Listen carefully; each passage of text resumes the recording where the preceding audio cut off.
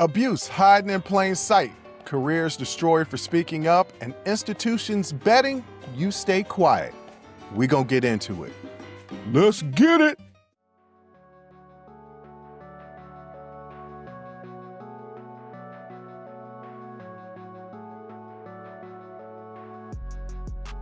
Welcome. First of all, welcome. This is Unsolicited Perspectives. I am your host, Bruce Anthony, here to lead the conversation in important events and topics that are shaping today's society. Join the conversation and follow us wherever you get your audio podcast. Subscribe to our YouTube channel for our video podcast, YouTube exclusive content, and our YouTube membership. Rate, review, like, comment, share. Share with your friends, share with your family. Hell, even share with your enemies.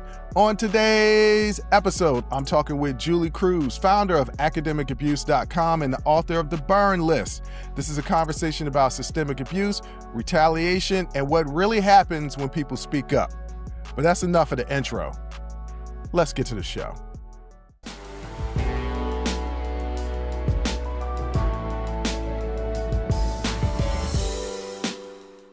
As I said, today I'm going to be talking with Julie Cruse, founder of academicabuse.com and author of The Burn List. This is a conversation about systemic abuse, retaliation, and what really happens when people speak up. Now, when people hear the word abuse, most folks think that they understand it. They picture something obvious, clear lines, clear victims, clear wrongdoing. But the reality is, abuse is one of those things that's hard to fully understand if you've never experienced it. And in a lot of cases, it's even harder to understand when you're going through it because it doesn't always look like what people expect. It doesn't always feel the way people think it should feel. And sometimes it shows up in ways that are subtle enough to make you question yourself before even questioning what's happening around you. So when you hear something like academic abuse, it can feel distant, like it doesn't really apply, like it's something extreme or even rare. But what if it's not? What if it shows up in ways that feel normal at first? What if it's tied to opportunity, to advancement, to relationships that are supposed to help you move forward? And what if the same system that's supposed to protect you is also the one you have to try to navigate carefully? Because that's where this conversation lives. Julie's work through her platform and her book, The Burn List, centers on experiences that don't always get named in real time, but leave a lasting impact. And once you start to hear these experiences, once you start to see the patterns, it raises bigger questions about these systems and how they actually operate. And why this matters is simple, because these aren't isolated situations. These are environments people move through every day. Students, faculty, professionals, people trying to build something, grow something, become something. So if there's a gap between what these systems promise and what people actually experience, that's a conversation I'll always believe is worth having. And without further ado, as I said at the top, I'm here with Julie Cruse, author of The Burn List and also the architect of the academicabuse.com. We're here to talk about academia and the abuse that's in it. Julie, thank you so much for joining the show.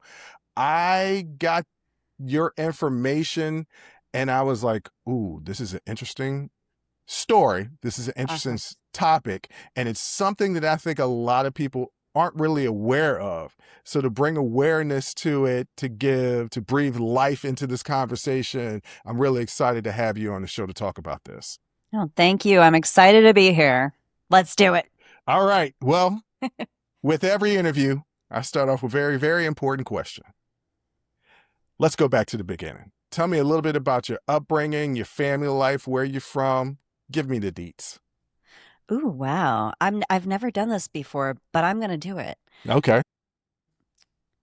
You're about to hear the opening sentence of the very beginning. Okay. It was Easter Sunday. This chapter is called Prologue 1984. It was Easter Sunday, so Mom had put us to bed later than usual, when suddenly the familiar sound of Mike Barrett's fists thundered against the back door. That's how my life starts out. I was 3 years old, and that night was the first of years-long abuse where this serial predator in town got into our house and beat and raped my mother in front of us Mm. children for like Oh 10 boy. hours straight, nearly killed her. And what I say at the beginning of my book is that this book is my attempt to do what I couldn't at 3 years old: Mm-hmm. climb out the window and go get help. Mm. So we were on the second story, I was, and my sister was. And you're hearing your mother scream, jump out the window, jump off the roof, go get help. Jump off the balcony, go get help. And when you're 3 years old, Yeah. you're like, that's a long fall. And by the time I get there, what if he kills me? Mm-hmm.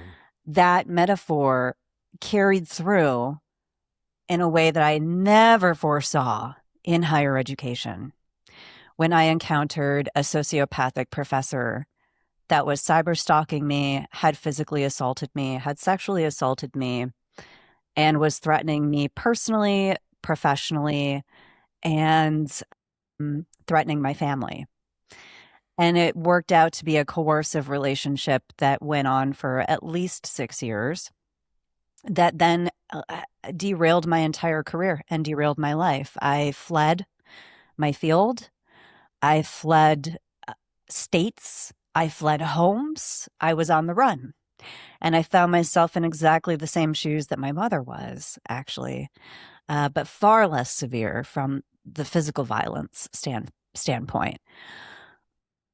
And so that is kind of what kickstarted all this. I ended up leaving higher ed entirely in 2023 for so many reasons, but I'd say the majority of the reason was that the violence that I thought that I was escaping through higher ed never went away. It just Mm. continued in higher ed. And I tried so many different institutions. It happened when I was a student. It happened when I was a staff member. It happened when I was a grad student, undergrad, PhD student, all the things. And it was always systemic gender-based violence and racism. And, when you think about the fact that higher education was founded by a bunch of white people, specifically white men for white men, it makes a lot of sense that, just because they open the doors doesn't mean that it's safe, right? Yeah. Now, not everybody has an experience as severe as mine, Mm-hmm. but I think that's why I became so activated to speak out. There came a point for me when, if you've been running your entire life, running for your entire life, and there's never anywhere safe, at what point do you stop? I really want to say the F word, running. Mm-hmm. At what point do you stop fucking running? Like, at Mm-hmm. what Yeah. point do you say enough?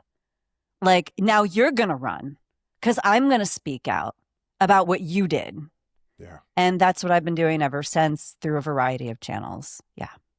First off, I want to say thank you for sharing that very, very personal and emotional experience at such a young age. I know it's written in your book, but to still have to relive that every time that you talk about that. Yeah. Just thank you for letting me and the audience in to that story with you and take this emotional journey with you, because that has to have been a very difficult situation to navigate through as you and your sister were growing up with your mom, knowing that your mom had experienced that, and growing up in that household. I want to take a brief second to examine that. From that incident, how did that bring you guys closer together, or because of the pain push you further apart? You know what's up. You know what's up. Yeah. Oh, we were all divided. It Mm-hmm. just led to complete chaos in the home. And I mean, as an adult, I have all sorts of theories about why that is. Mm-hmm. Most of those are not included in my book, but I mean, you asked, and I said you can ask the hard-hitting questions and I'll answer Mm-hmm. them. This is my answer. My mother, unfortunately, was very mentally ill, and after the violence became even more mentally ill. and herself violent. And she Mm. wasn't that way before all of that. And, but that's what traumatic brain injury can do, right? And Yeah. undiagnosed traumatic brain injury as well, I believe. But anyway, so the thing was, when you looked at the dynamic of what was happening when Mike Barrett was uh, invading our home, my older sister was the one who covered. She was the one who, agreed with my mother, you won't tell your grandfather, you know, and Mm. covered for my mother. I was the one because I was too little. I mean, in this early scene where you see what's happening there with Mike Barrett in 1984, my mom, so how he ended up getting in was saying that it was Easter and he and his mom had made Easter baskets for us, for the kids. Mm. And we were really poor. So my mom, she's never stated this, was probably like, okay, well, the kids want Easter baskets, you can come in. Mhm. And even before she even opened the door, I was praying that she wouldn't open the door. I already knew at 3 years old, this is bad. This is very, very bad. And Mhm. I knew that, and my mom didn't. So I, as a child, judged her. I mean, I resented her for letting him in. Why aren't you protecting us? Why aren't you standing up for yourself? Why don't you hit him back? And I did not understand why until I went through it and Mhm. understood that when someone has that kind of predatorial nature, that kind of violence, that kind of sadism, and they are targeting you, you learn to cooperate in order to protect yourself. So once I was in my 30s and I went through all this, my mother and I reconciled. It was Mhm. a lot of years before we were it was actually only a couple of years before she died that we were totally good. Mhm. But that set up that early dynamic of okay, well, the oldest one is covering. The youngest one won't shut up. The middle child at that point, won't keep her mouth shut about why it's wrong and is, and then the baby of the family, my little brother, was actually physically in the room witnessing it and being forced to cooperate. So, if you're the mother in that situation, the oldest one covered, the youngest one is probably going to be messed up for the rest of their life. It is absolutely messed up, right? Mhm. The middle one is the one that's judging you, right? Mm. I definitely was the family scapegoat. I was definitely the one that the siblings ganged up on, and so my load was one of much isolation and just bullying in the house, abuse in the house, Mm. then abuse in the community, bullying in the community, violence from the community, and you'd never know it from looking at my face. I always joke that I have like a doll bitch face. It's doll bitch on the front and it's Chucky bitch in the back. I'm just like there, you do not know what is hiding behind this face. There's a Mhm. lot of scary shit back there. Mhm. And so yeah, the siblings and I no contact with one of them, minimal contact with another, and that's pretty much about it. We've tried here and there over the years, but you can imagine the demons that are in the room with us every time we're together. It's just like you're Yeah. together, this is what you think of. So it's just too painful to even be around each other. I have Yeah. two more personal questions, and then we're going to get into your work. Let's have it. All right.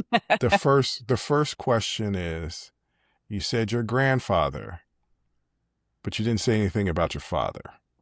Again, you know what's up. Yeah.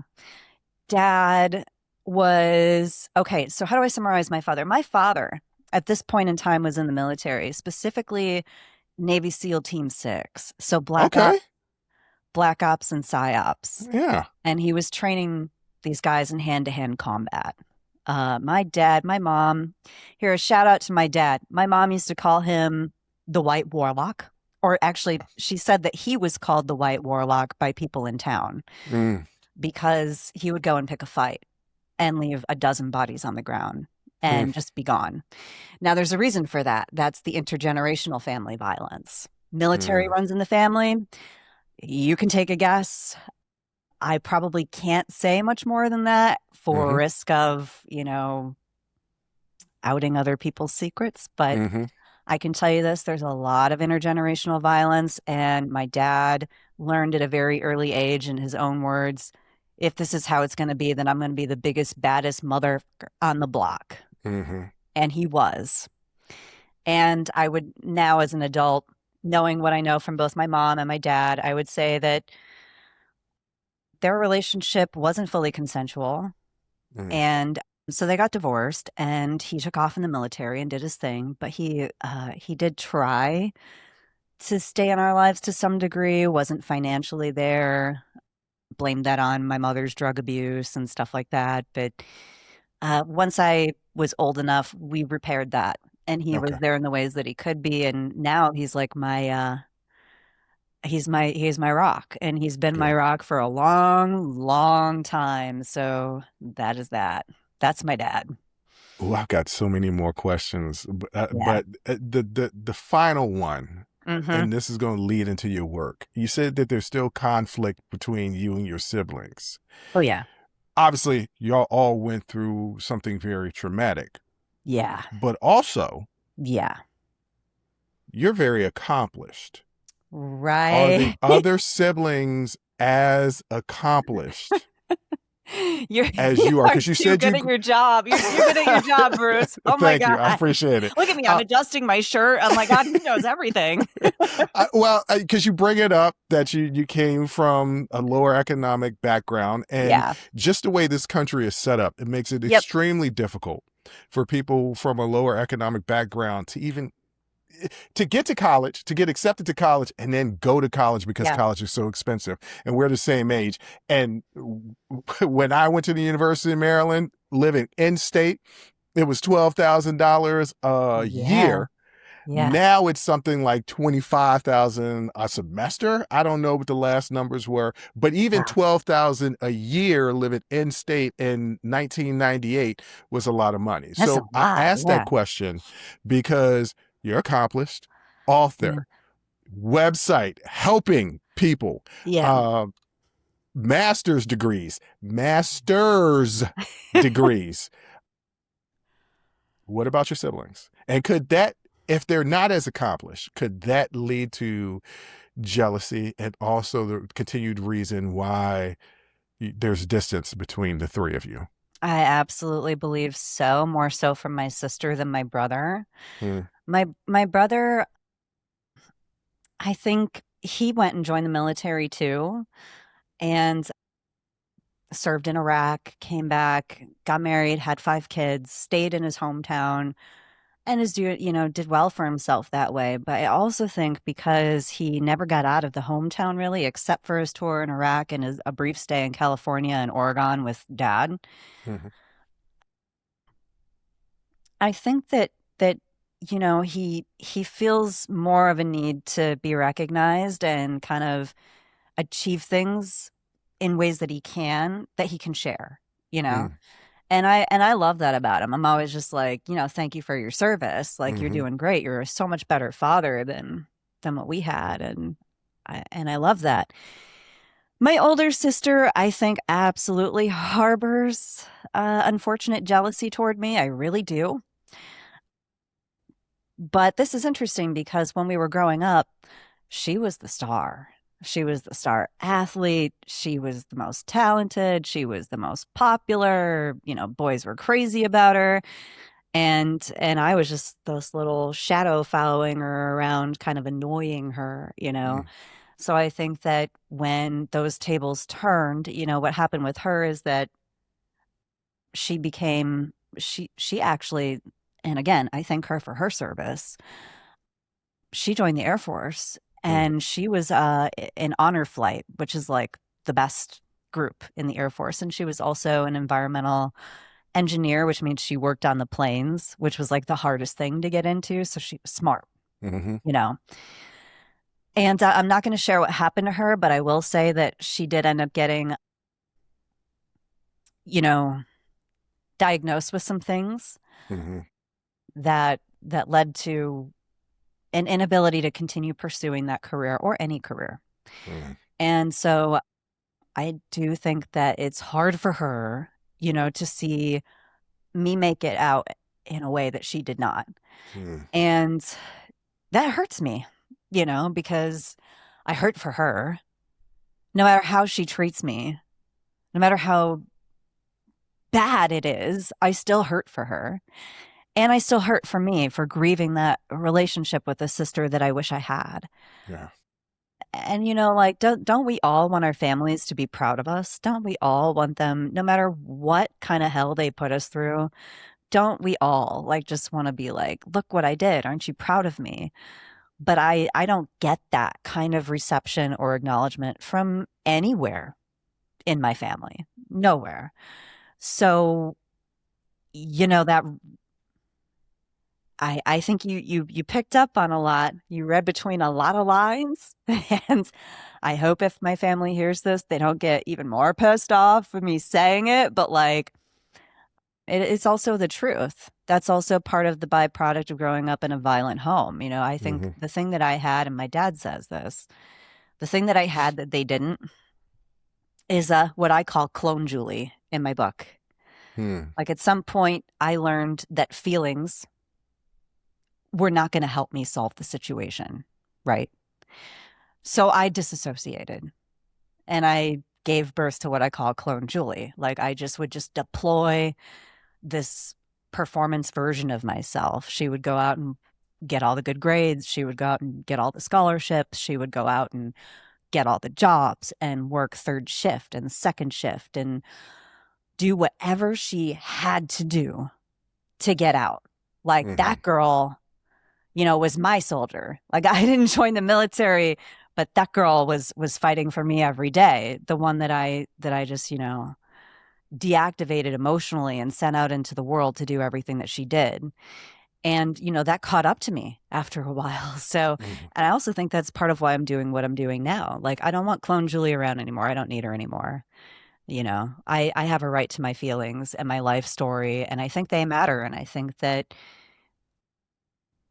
I am like a site of evidence of something that's going on in the world. And I think that's why my story matters. And that's why I need to speak out about it.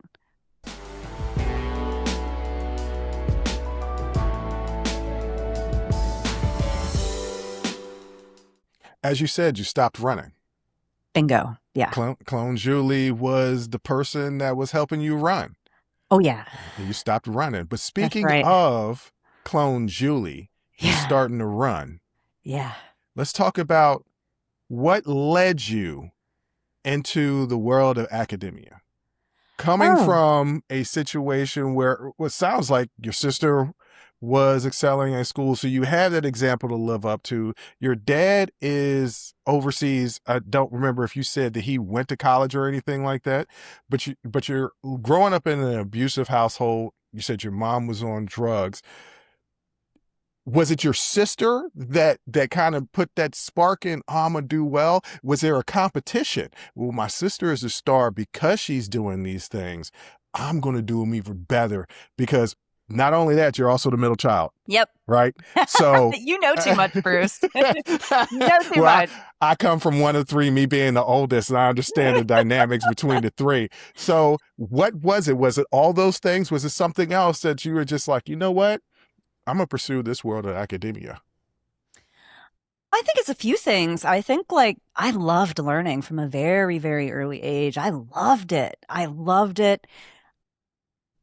I loved science. Like right away. I loved math. I'm pretty bored with history, but like I just loved, and I think part of that was that, and this is something I haven't said on any podcast, but Okay. I remember like as early as I could think thoughts being just absolutely fascinated with the fact that I existed. I didn't know Hmm. those things in the words, but I knew them in how I perceived the world, and I just thought everything was like miraculous and magical. And so, of course, I wanted to understand like how am I here? Why am I here? And basic questions that I think I really philosophically drove my learning that really didn't like necessarily drive my siblings. They're very pragmatic people. I was kind of like the head in the clouds one. And then also, yeah, my sister excelling. my mom was really funny. My sister would bring her homework home from school before I was in school, and Mm, she'd just dote on her. And I thought that was the way to get love was, to go and do that. And of course, when I got to school, I didn't get that same reception that my sister mm. did, no matter what I did. So I think that planted a seed to like be competitive, but then also really funny. The kids in my class in school were mostly middle children or younger Huh. siblings of like my sister's class. So Mm, those guys were all the eldest. And I was in the class with all the like the second borns, hmm. and they were very competitive.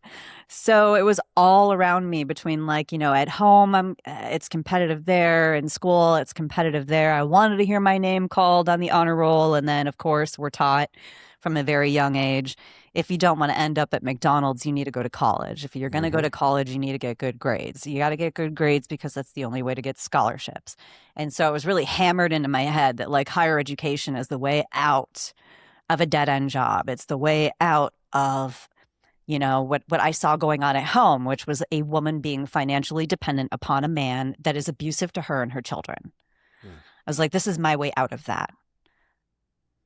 Yeah. yeah. Okay. So you enter the world of academia. Yeah. And is it what you thought it was when you entered it? Oh, God, no.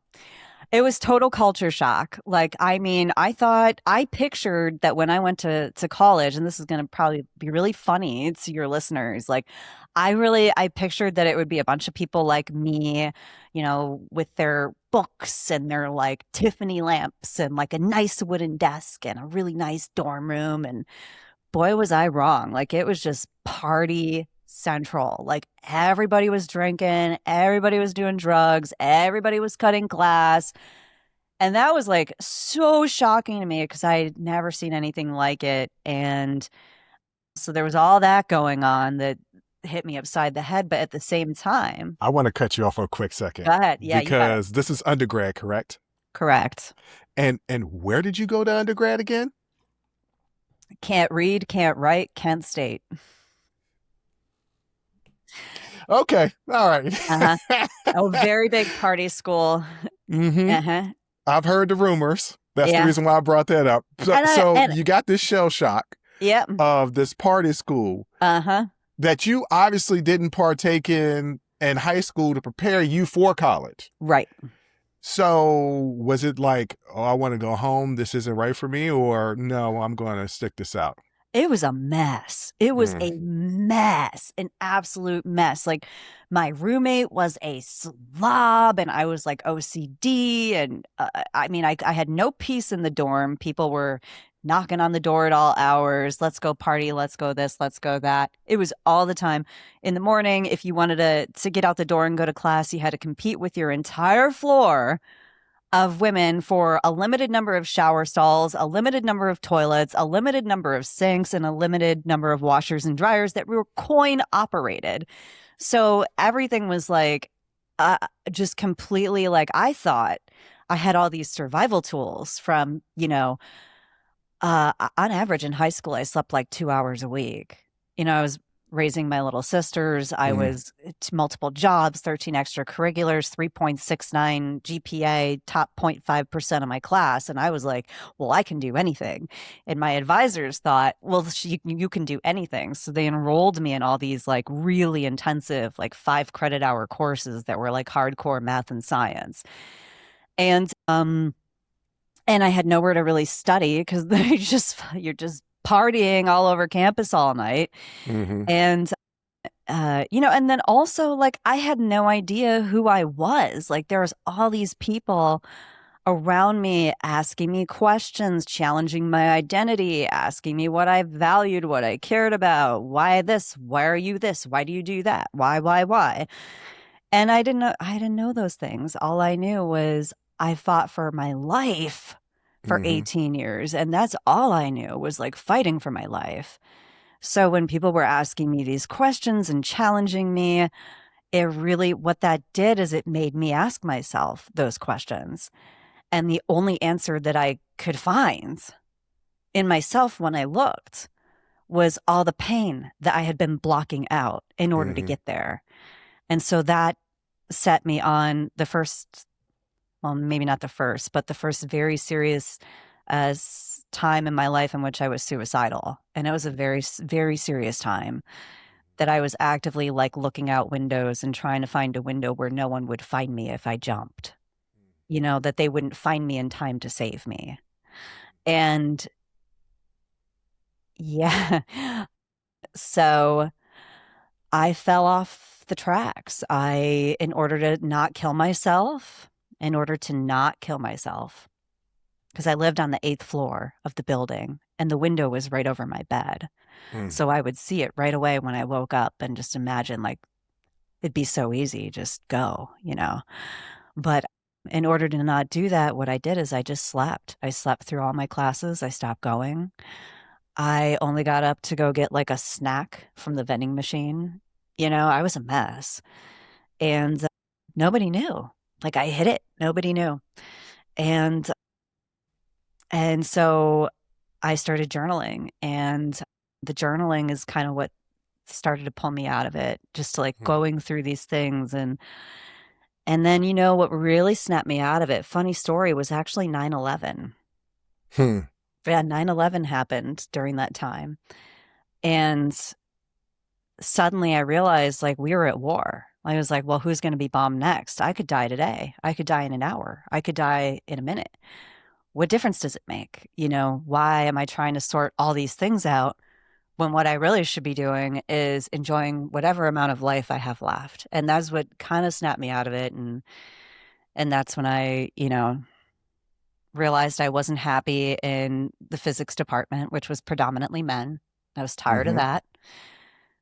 So there's a lot of things. That was the first time I think I encountered the male bias in from the professor side. Like, okay, so when I'm being instructed by a male professor, especially in private, this is where me being a woman is a liability to me. And I looked around, at different programs. Are there any other physics programs in the country that aren't male dominated? No. So this isn't going to work for me because I knew I didn't want that dynamic again for the rest of my life. And then I wound up going into the arts, the fine arts, and that gave me a whole different lease on life. Yeah. So I kind of went So on a little tangent there, but go on ahead. no, no, because that was leading me to the what my next question was. When was the first time you felt like something was a little off, not necessarily wrong, but a little off? And that it seems like the interactions with your physics professors are what did it for you. At what point did you realize? So you go to the fine arts. How is that different from physics? Mm. It's not dominated by men. Oh, not straight men. Not straight men. Okay. There were So, some flexible, heterosexual men, but it was in the dance department, which was where I went. mhm. And I explored like music and theater and all these other things, but I didn't feel that same, not at Kent State. I didn't feel that same sexism directed at me at Kent State, which was fortunate. And I think when I transferred and went to the next university, which I use as a pseudonym in my book for legal reasons to make sure that I'm not, you know, Yeah. Don't nobody want to get liable. sued. Yeah. Yeah, because there's a lot in there. That's kind of where the story really, the wallpaper starts melting off the walls and I start to see what's behind it. Okay. Before we go there, why did you transfer? If you found your, sounds like you found your home. It's almost like Clone Julie is almost, maybe almost getting pushed to the back burner. Why leave that to You go somewhere else? should be my therapist, Bruce. Well, Kent State was not a good environment for me. The partying, it was just way too much. And I auditioned down at, oh, I'm letting the cat out of the bag. I auditioned down there because I saw that they were a multimedia dance program that they Mm. had. And I was because I came from physics, right? And I always loved science. So I was like, wow, this is an opportunity for me to really innovate. by Mm-hmm. going there. And I auditioned and they let me in on the spot. And I loved the campus. I loved the people. I loved the townies. I loved the trees. You know, it was a completely different little environment that was much, much, much better for me. Okay. Yeah. So you enter into another school. Right. At what point did you realize that it was you were being treated differently than Oh, at Kent yeah. State? And when did you also realize that you're not only being treated differently at Kent State, but it's not just you, that it's a bigger issue and it Mhm. might be something systemic? Yeah. Well, what's interesting is that I didn't really have language at that point in time for what I was seeing and experiencing. So what if you don't have language, it's a lot harder to like accept something. If you don't have like a framework in your mind for it that you can reference against Mm-hmm. and look at this and go recognize that that's this. Like I didn't have that. I was still like high on the Kool-Aid that higher ed is this amazing ivory tower place and everything's safe. And no, I knew really early on that I was being treated differently by the professors, but I attributed that to the fact that I started as an adult. I started dance as an adult. Like, so Mm-hmm. I made that a personal failing of my own. I was just like, well, these kids have been training all their lives. I have to earn my place. I have to earn, and maybe there's some truth to that, but there's a difference between, you accepted me into the program, right? And so then there's a difference between me, feeling like I'm behind my peers in training and having, a professor throw a paper in my face and give me a poor grade on it for no reason. You know what I mean? Like there's a difference between me feeling like I'm behind my peers and feeling like, why did the tour bus leave me in the parking lot when I was there on time and I had to get in my car and chase after it, right? When I'm chasing after the tour bus, why then do they stop on the bridge a half a mile away for a male student that never even showed up to the meetup point at all? So Mm. they stop in traffic for him, but leave me stranded in the parking lot. Why? I started to see stuff like that. I started to see, you know, the accompanist staring at me intrusively during class, trying to talk to me in the hallways, and professors looking at me like I was the problem, instead Mm. of, and I didn't know anything about what was happening. I really didn't. My first time, like I thought violence and sexism stayed at home. I thought it was there. That's where it was. And I Mm. left it and I'm safe in the rest of the world. Well, did I find out the hard way? Mm. That was not true at all. And that was in year one. Those things that I just said were year one of the program. And then I also started seeing, yeah, like I had come to college with a full scholarship and the department gave me $500 instead of continuing my scholarship. And then I started to outpace my peer students in my work, so much so that the department was using my work to advertise for their program and only Mm. my work and Mm. asking me to speak, to parents of auditionees and the president for the campus tours. They were asking me to do that. But then they gave me no scholarships. None. Not even the $500 they gave me in year one. So that was when they started putting me in student loan debt in order to be there, right? And then, and so at first I noticed it directed at me. And then I started hearing my peers complain about it, especially peers of color. Mm-hmm.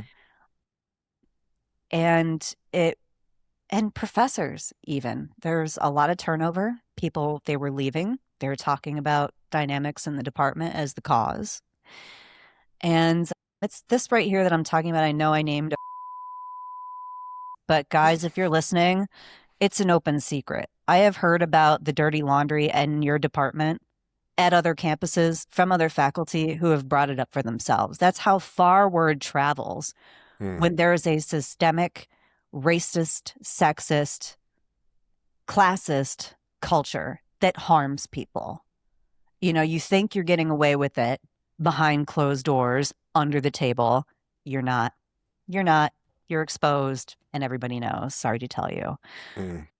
But yeah, it sucks that people like me, who are the most vulnerable there, the first generation at risk, completely like financially crippled students, are the ones paying the heaviest toll for that sort of abuse. Hmm. And that no one stepped in to interfere. No one stepped in to correct the problem. You know, I had professors come up to me and pull me aside and say, Julie, I don't know why they're doing this to you. Or Julie, you know, I know why they're doing this to you. It's because they see you as a threat. You're too good. You're too smart. They feel like they can't teach you. Hmm. As in, like, you're teaching them things, or you're asking questions that make them feel like they don't know what they're talking about. Right. I didn't know that I wasn't allowed to ask a question in a classroom.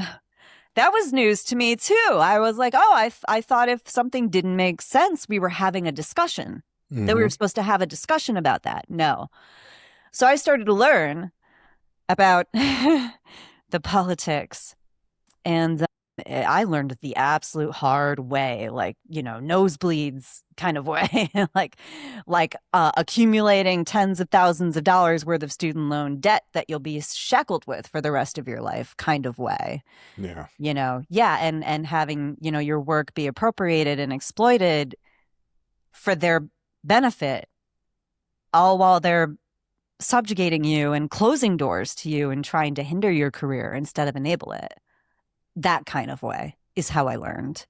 It's almost as if there's a parallel between your experiences and the experiences with academic abuse in college to the athletic abuse in college. Oh, yeah.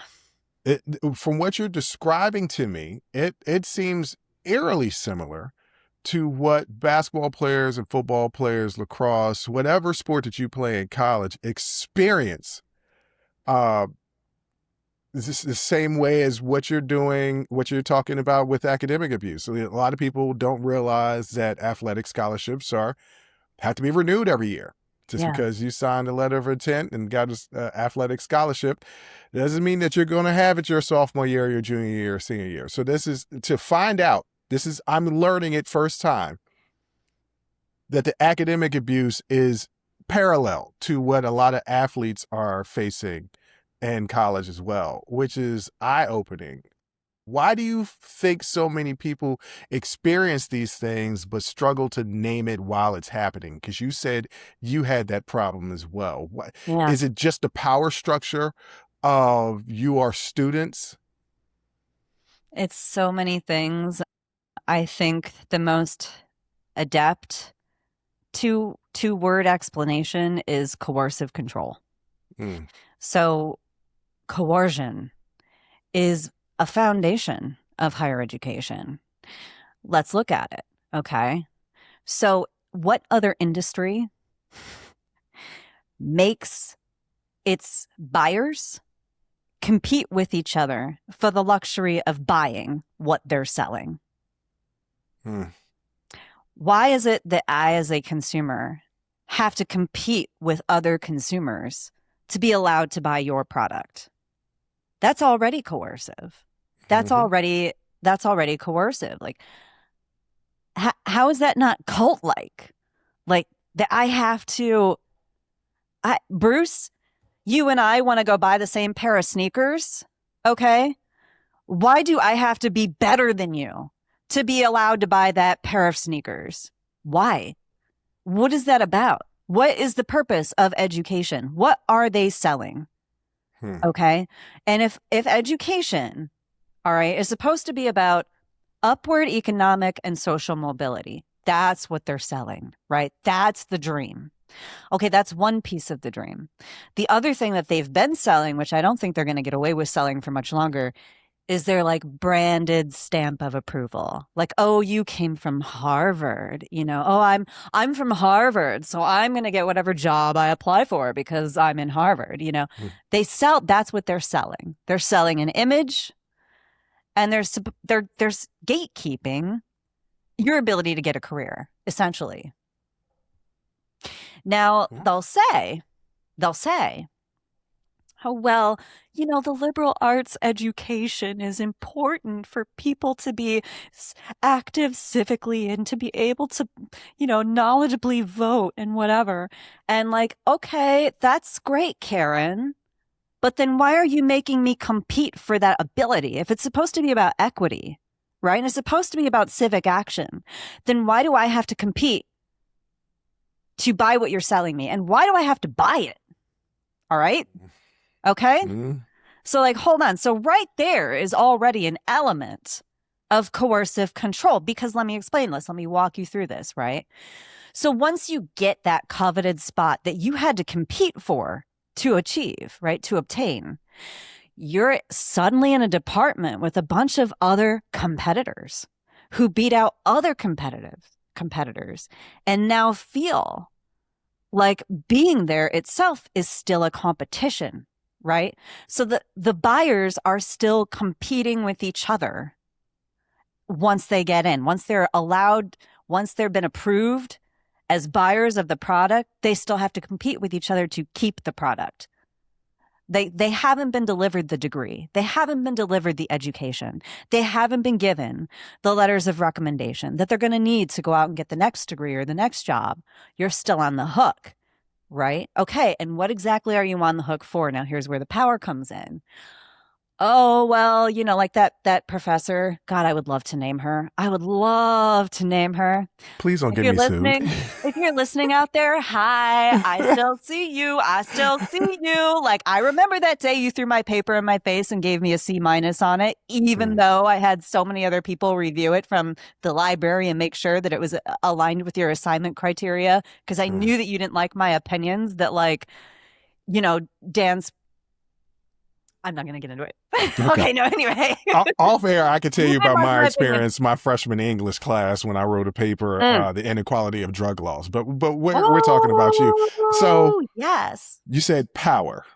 Right. So then you don't like my opinions, ma'am. I'm not going to call you doctor at this point, ma'am. You don't like my opinions. So you lower my grade, not because I'm not allowed to have my own opinions, but because my opinions and the degree of excellence with which I argued them is a threat to your opinions. In other words, it's a threat to your territory. I have become a liability to the territory that you, ma'am, claim to be a PhD of, that you are out there presenting on at conferences. Who is this girl to come over here and take a piece of my territory? C-, paper in the face, out the door. That's what's really going on. It's territory. It's Mm. territory that they are fighting over. It is intellectual territory that comes at a price point, Mm. right? So you think when you're going into higher ed, you're like, oh, I'm going to go get a degree and I'm going to go get a job. And then you find out that the departmental politics are not unless you kick up. Help me expand my territory. And I might open a door for you. I might. That's the coercion. It's implied the whole way through. Mm. And not only that, you've paid a price for a product that you haven't obtained yet. They have your money, but you don't have what you bought yet.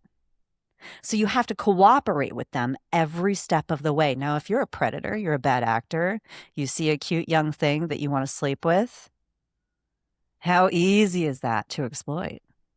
Mm. Especially if they've gone into debt like I did. Especially if they came from an abusive home like I did. No network of support. Nobody's going to help them file a lawsuit. Who are they going to tell?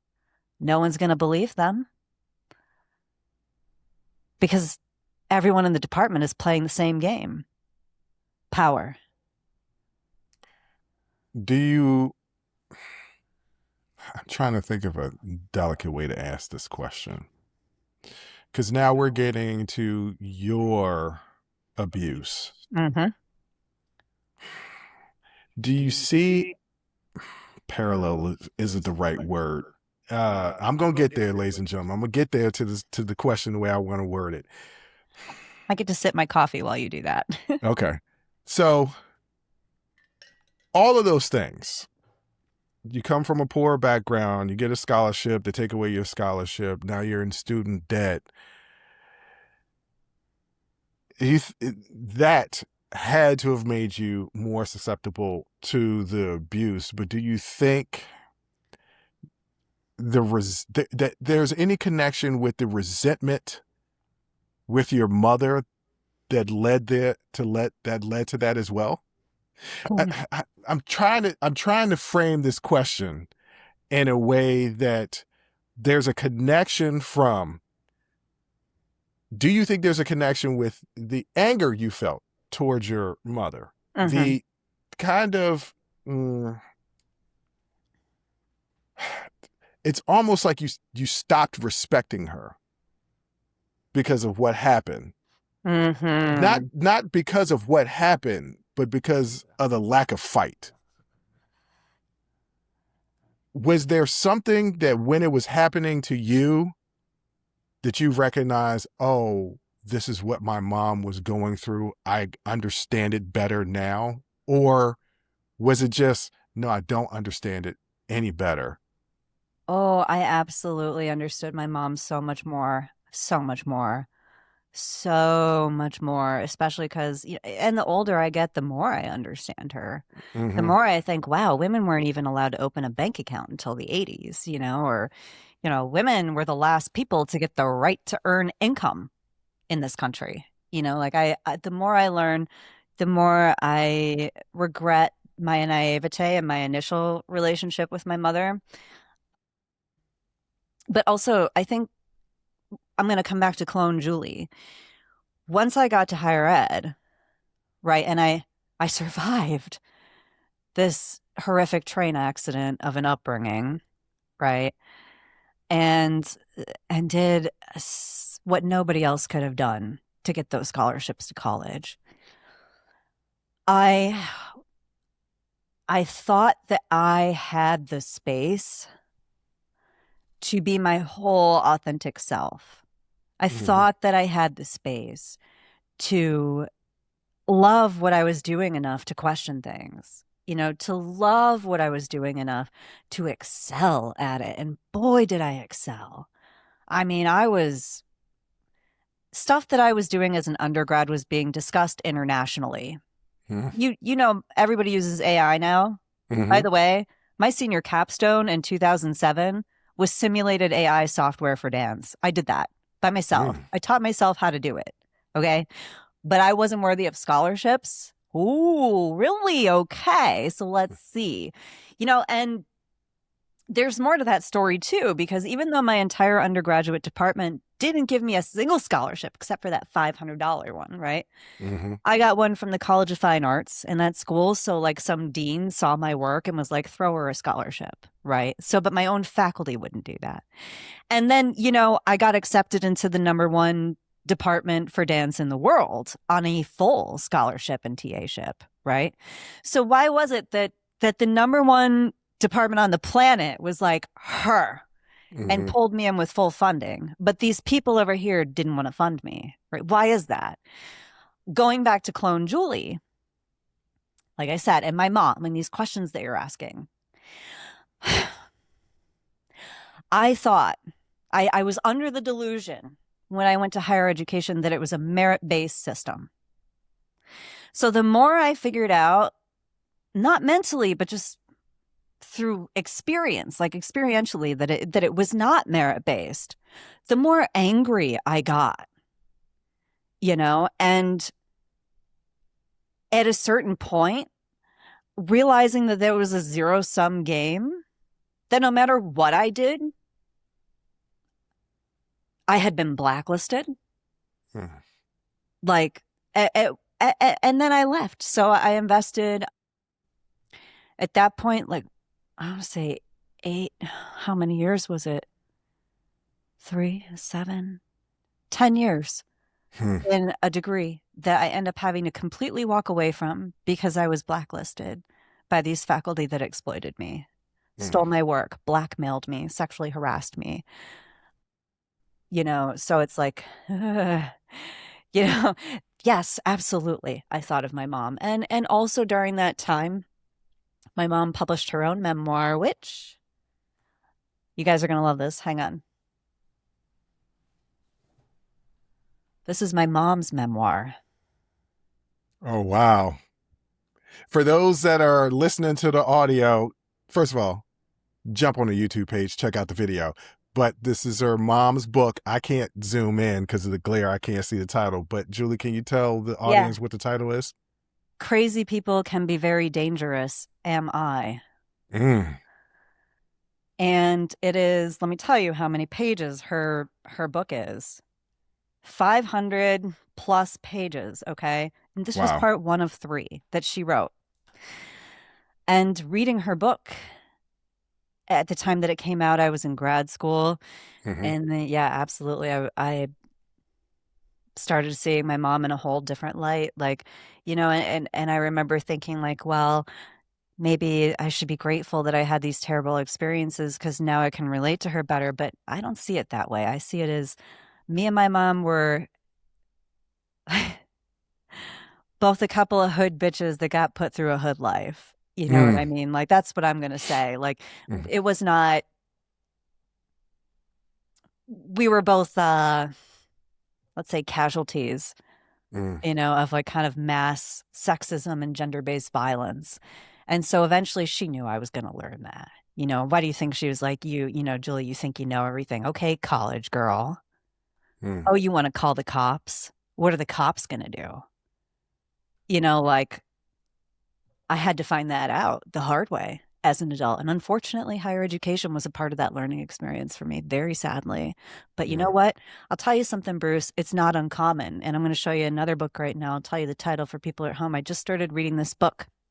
It was published, I want to say November of 2025. I'm going to confirm this real quick to make sure I didn't get it wrong. It's by a woman named Nicole Badera. Hopefully, I'm pronouncing that right. 2024, Okay. Oakland, California. It is called On the Wrong Side. There's a blur here. Okay. How universities protect perpetrators and betray survivors of sexual violence. And I'm not even going to get into all the things that I've read so far, but let me just tell you this. Underneath that book is another book called Broken Record: Gendered Abuse in Academia.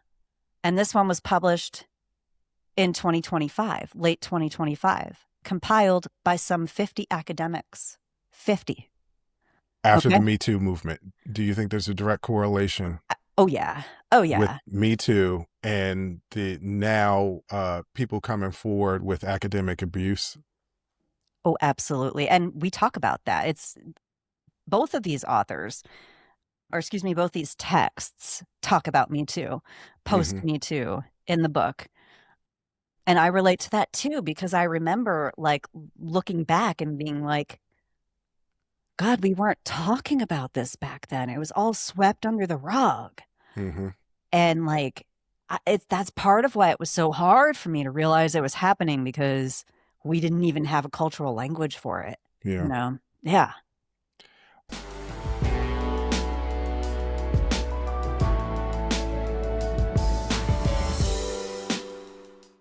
I don't want to give everything about your book away Uh-huh. because we want people to go buy your book. But with your opening line that you read at the top of the interview, your book is very personal, very emotional. What was that experience like for you writing this book? Yeah, I didn't plan on writing a book when I started writing it. I had just reached the end of my rope with higher ed and left and was sick for a few months and needed to start unpacking things and thought writing would be a good place to start. Mm-hmm. And I just never stopped writing, and I can't believe that, but the I wrote 180,000 words in 6 weeks. That's how much I Mm. was unpacking And so there are chapters that unfortunately are not in this book that you guys will never read, never hear about, things that are far more graphic Mm-hmm. than I have let on. But what it was like, awesome. It was so awesome. I remember telling people I felt like I was on fire. And it's part of why that's part of where the title comes from, is I really felt like I'd be up until 4 in the morning. I'd sleep for 2 hours. I'd get up, I'd keep writing. And it felt like, I very much felt up until the point that I left higher ed, like I was in this little cage, Mm-hmm. that I was in this invisible cage of threats and abuse and coercion and silence and retaliation and fearing that if I ever spoke out, harm would come to me or my family, right? And I was on the run. Blinds were closed, you know. And so as I started writing, I, for the first time, remembered so many things that I had blocked out, and Mm-hmm. like named so many things that I didn't have language for, validated things that I had gaslit my own self out of even believing over the years. Like, you'd think, like, after everything that I went through, that I was angry about it the whole time. No, that's not how that works. I stuffed it down, Mm-hmm. and I was in denial, like big time denial about everything that I went through. And I could, because it was so shocking. I couldn't even believe the shit was happening to me. I couldn't even believe it. It was like it happened to somebody else, you know? Mm-hmm. So sitting down and writing it all out,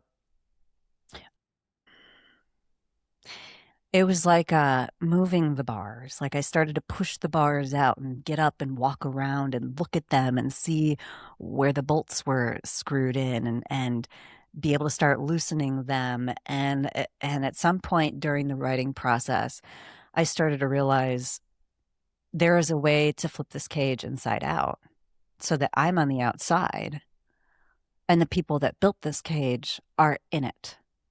Like, they're in my narrative now. Like, I control my victim story. I Mm-hmm. control this. And boy, is that powerful.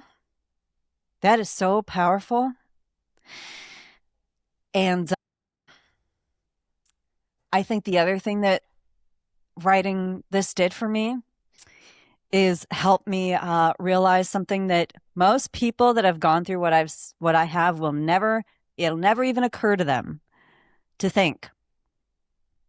I now know that I was sexually trafficked in higher education. Mm-hmm. It was trafficking. Because most people don't know that sex trafficking,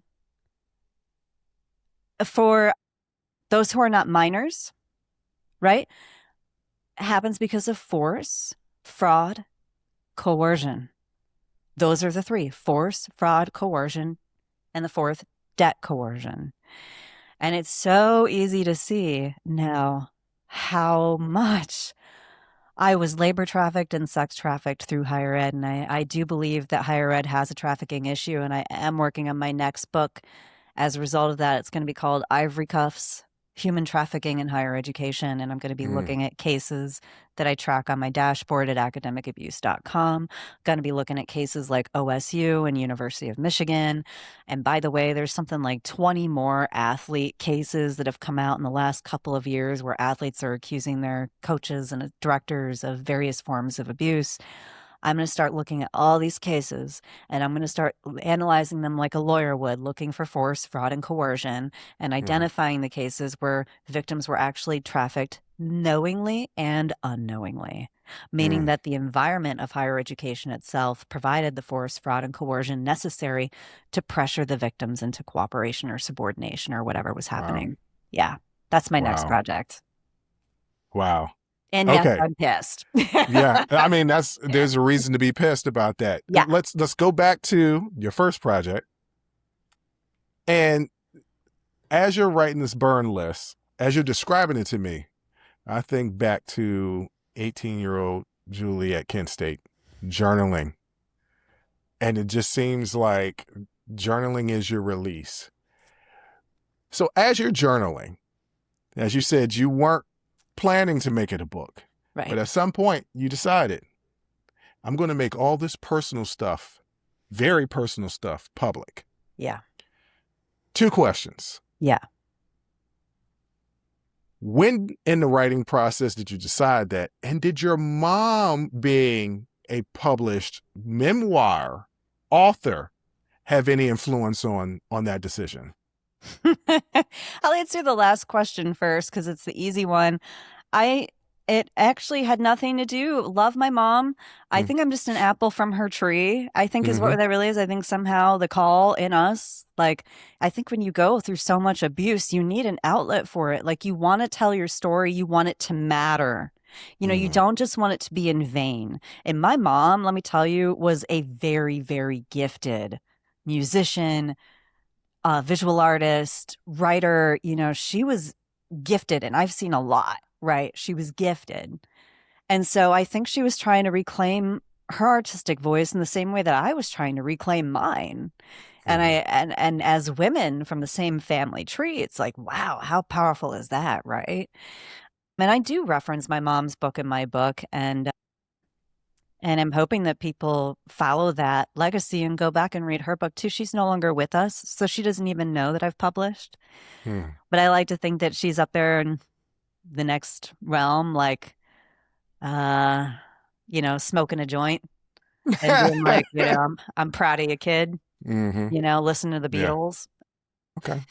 But the other question, the former question, like, at what point did I decide I was going to publish? Boy, that was tough.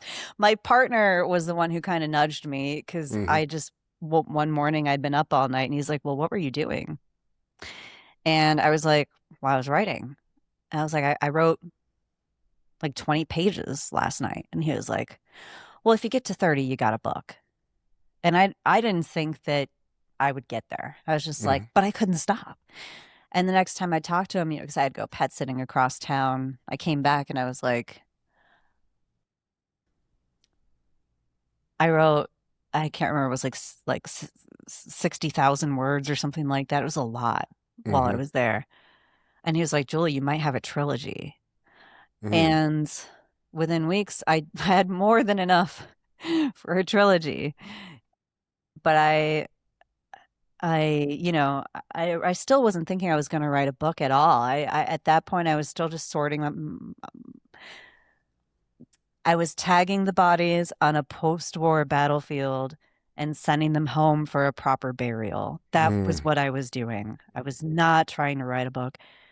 But I will tell you that as part of that process, once the writing got to a certain point, almost 200,000 words, I had decisions that I needed to make about what part of this battlefield I was going to clean up next, you Mm-hmm. know? And so I had to go back and really look at all the bodies Right. and like be like, okay, so where do I want to go next? Like who gets shipped first? And that was when I noticed the theme that most of my story, involved so much abuse in higher ed. Like Mm. that what happened up to 18 is not what keeps me up at night. I don't have nightmares about watching my mom get beaten and raped. I don't have nightmares about sexual abuse and physical abuse growing up. I don't have nightmares about, the 2x4s to the back of the head, the being creeped on in the middle of the night. I don't have nightmares about those things. I have nightmares about what happened to me in higher education.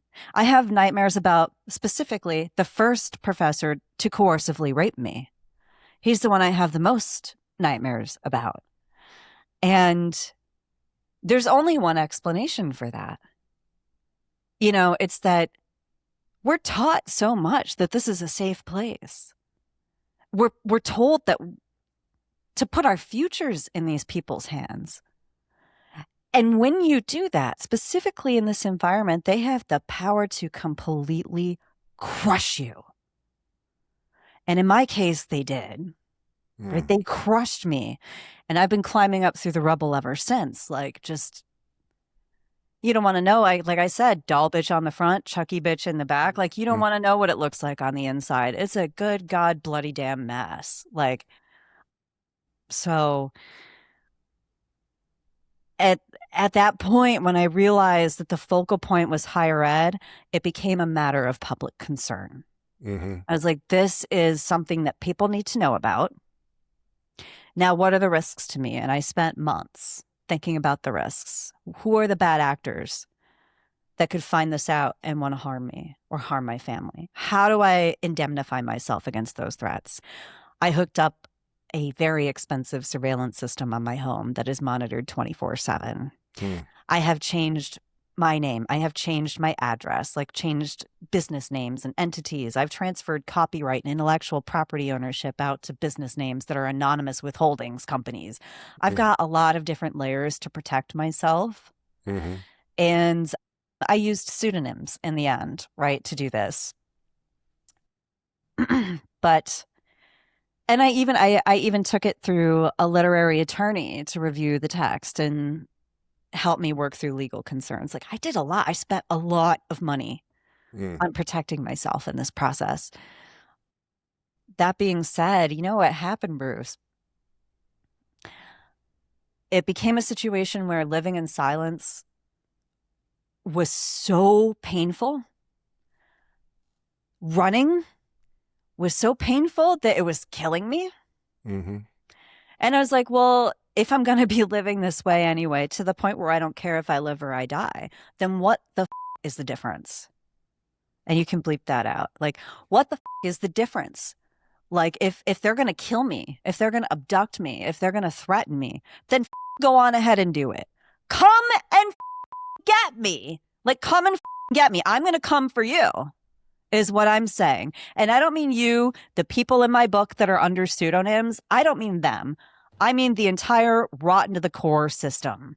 Like, because this is what is going on. Mm-hmm. And I am no longer willing to be silent about it. And I know that I have a bunch of people in my newsletter, the hundreds of them that open it and read all the stories of like all the different latest abuse cases. And they don't say anything because they're all scared to lose their jobs. And I'm just like, you know, and you're part of the problem. You're the bystanders that are part of the problem.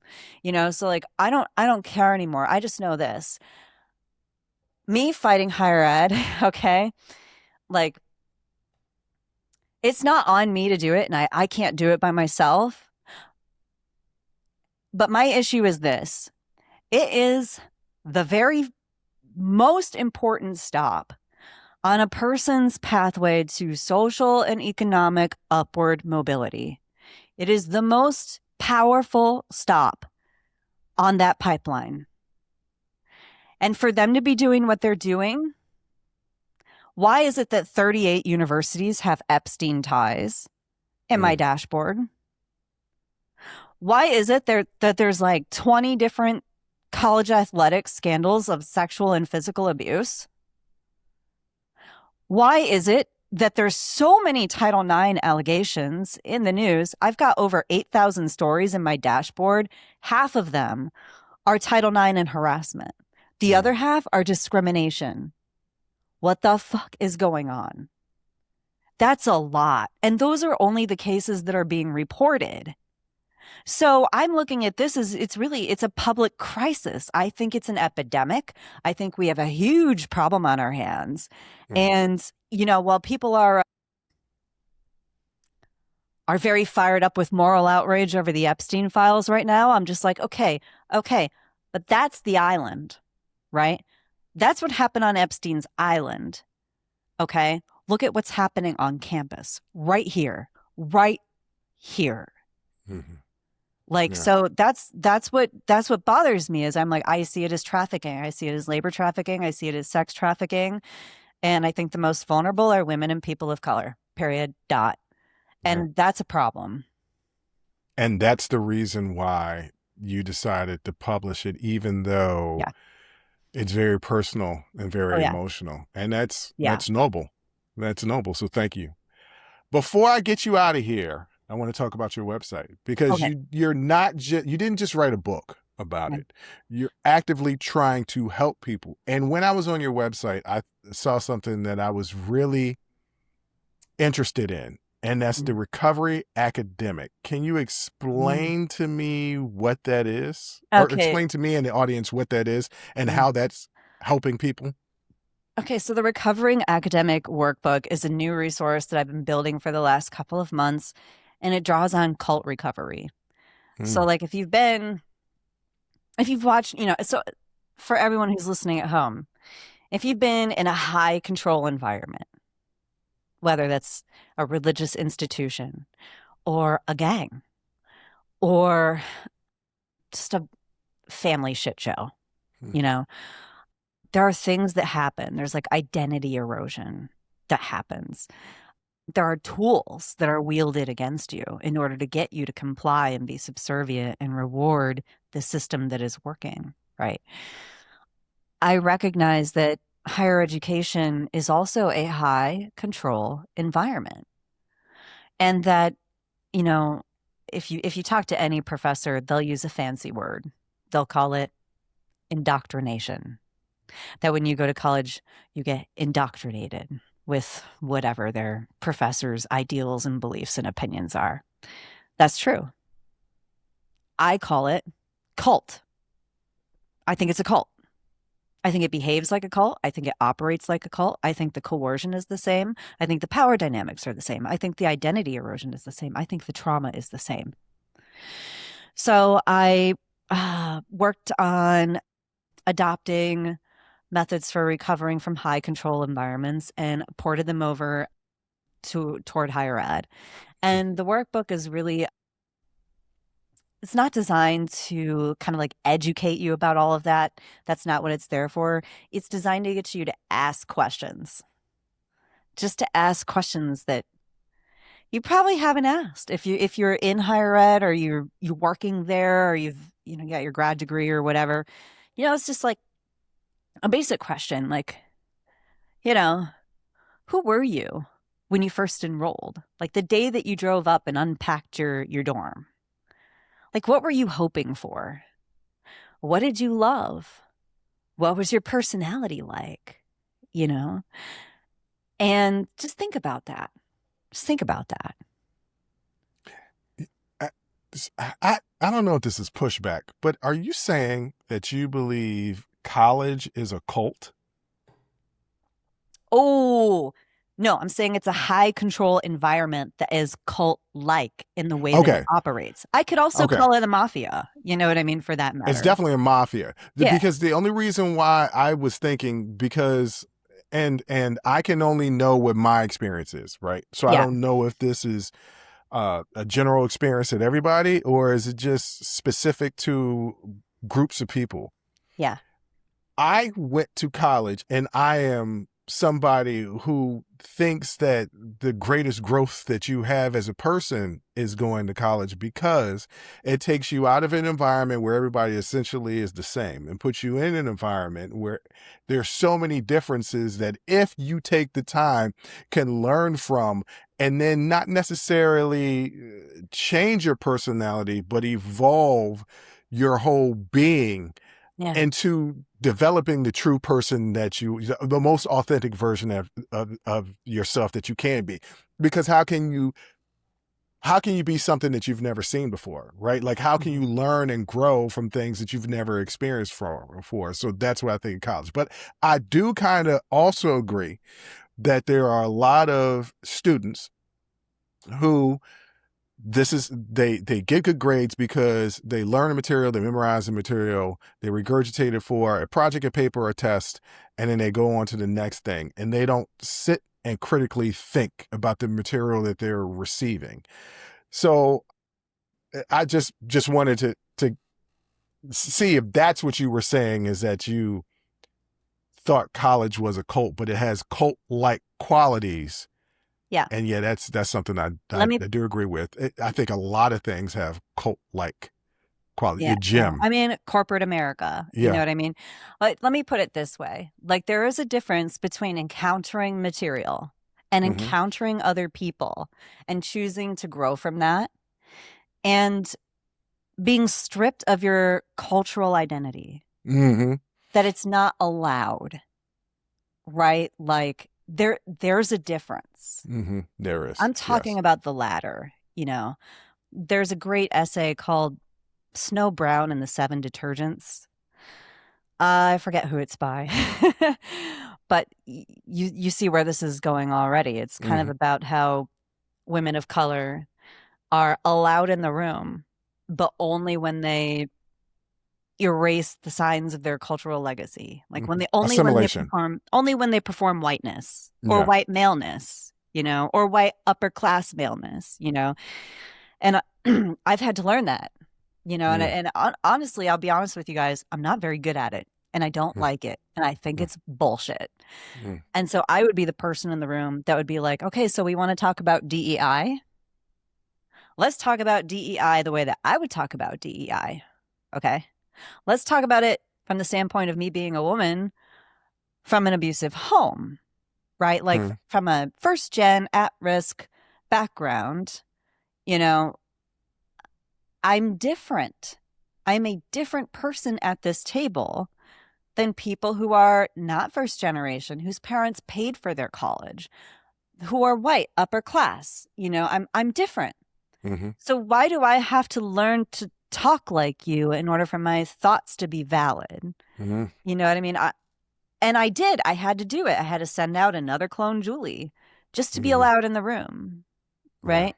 And that's cultural erasure. You know it what I'm is. saying? Like it's not okay. You can't just have affirmative action is not just like let's have a token woman and a token black person in the room and then we fulfilled our quota as so long as we treat them like shit afterward. You know what I Mm, mean? That's not it. That's not the point.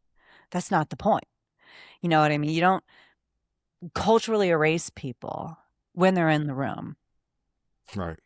So learn from me. I've learned from you. I have the 2 master's degrees. I can iterate I can regurgitate all the literature. I can tell you all the fun facts that I've learned. I can tell you about all the people that I've met that challenged me and made me grow. What about me is challenging you? Mm, What about me is helping you grow and learn? Or am I just expected to swallow the Kool-Aid again and again? mm. I'm not doing that. And that's again why I left and why I'm doing what I'm doing. I I've swallowed enough, Bruce. I've swallowed enough. I've swallowed enough in my life and there's no room anymore. Yeah, That's what I, happened. I exploded. We're done. I can understand that. If there was one thing, and we've talked about a lot, hmm but if there was one thing that you want to hammer home to our audience, what would it be? One thing. That's a tough one. One thing on this whole topic. Uh, yeah. I probably would say familiarize yourselves with the workings of coercion. It'd Mm, be really look into what force, fraud, and coercion mean. Learn to recognize it when it's happening so that you can get around it. Yeah, and I know I wish I had like a punchier one-liner for you, but the most dangerous thing that's operating in higher ed right now is absolutely coercive control combined with systemic racism and misogyny. That's the most mm, dangerous thing in higher ed right now. It's bad. yeah. And I know it. I can tell you I know it, especially from reading On the Wrong Side, this book Hmm. by Nicole Badera, How Universities Protect Perpetrators and Betray Survivors of Sexual Violence. Mm, And this book, Broken Record. I'm studying this stuff. I'm not just talking out of my ass about my lived experience, which would be one thing, and that would be enough, hmm. right? But I have a ton of literature on academicabuse.com. You can go read about it. I'm adding stuff to it all the time. You can subscribe. I talk about stuff there in my newsletter. But yeah, I think if you really want to get down into it, like if you really want to know how coercive control works, I include a pretty serious section on it in my memoir, The Burn List, a memoir of abuse from home to higher education, where I'm actually doing a look back on the abuse that I went through and I'm comparing it to these types of mechanics of control and abuse that I studied and Mm, found out about. So you'll get to see the play by play of how the coercion kind of like tumbled out, right? mhm. Without it being named. Yeah. And then you get to go back and go, and then you tag the bodies on the post-war battlefield and you go, that was this. That was identity erosion. That was indirect persuasion. That was an indirect threat. That was gaslighting. I teach you the tools of how these kinds of coercive control play out.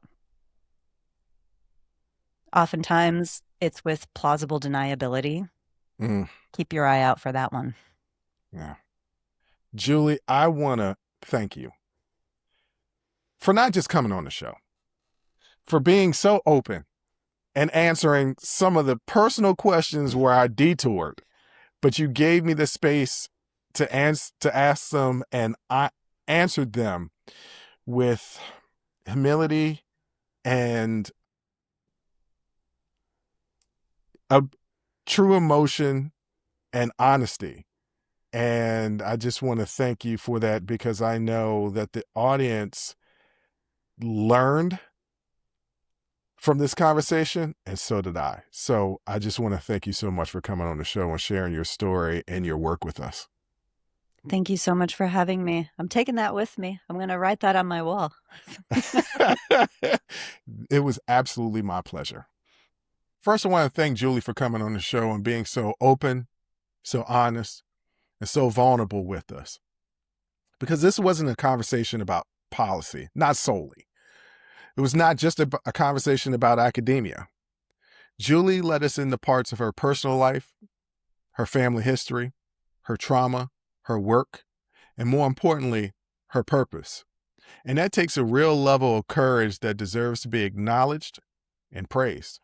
So Julie, thank you for being so open, so honest, so candid, and helping us learn and grow.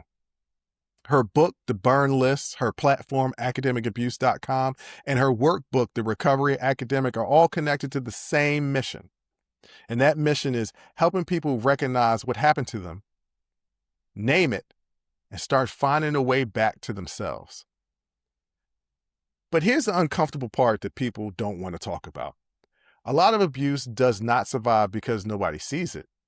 It survives because too many people see pieces of it and decide it's safer, easier, or more convenient to look away. And it's not just an academic problem. It's a people problem. It's a workplace problem. It's a family problem. It's a societal problem. Because when someone is inside of a system that holds their future, their reputation, their income, their education, their opportunities, speaking up is not so simple. It's not just tell the truth and everything will work out. Sometimes telling the truth is the very thing that costs you everything. And that's what makes this conversation so important. Because before people can fight a system, they have to be able to name what's happening to them. They have to be able to recognize coercion. They have to be able to recognize manipulation, recognize when opportunity is being used as control, recognize when silence is not peace, it's survival. And maybe the hardest part in this, when people finally do speak, our first instinct should not be to ask, why did it take so long? Maybe the better question is, what kind of system made silence feel like it's the safest option? Because power doesn't show up in who gets to speak. Power shows up in who gets believed, who gets protected, who gets punished, and who gets told to move on while the system keeps moving exactly the way it always has. That's the reason why Julie's work is so important. Because this isn't about one person's story. It's about what happens when people who are supposed to stay quiet start putting language to what they survived. And once people have language, they have power. And once they have power, the system has a problem. Ladies and gentlemen, I want to thank you for listening. I want to thank you for watching. And until next time, as always, I'll holla. Woo! That was a hell of a show. Thank you for rocking with us here on Unsolicited Perspectives with Bruce Anthony. Now, before you go, don't forget to follow, subscribe, like, comment, and share our podcast wherever you're listening or watching it to it. Pass it along to your friends. If you enjoy it, that means the people that you rock will enjoy it also. So share the wealth, share the knowledge, share the noise. And for all those people that say, well, I don't have a YouTube. If you have a Gmail account, you have a YouTube, subscribe to our YouTube channel where you can actually watch our video podcast and YouTube exclusive content. But the real party is on our Patreon page, After Hours Uncensored and Talking Straight-ish. After Hours Uncensored is another show with my sister. And once again, the key word there is uncensored. Those are exclusively on our Patreon page. Jump onto our website at unsolicitedperspectives.com for all things us. That's where you can get all of our audio, video, our blogs, and even buy our merch. And if you really feel generous and want to help us out, you can donate on our donations page. Donations go strictly to improving our software and hardware so we can keep giving you guys good content that you can clearly listen to and that you can clearly see. So any donation would be appreciative. Most importantly, I want to say thank you for listening and watching and supporting us. And I'll catch you next time. Audi 5000. Peace.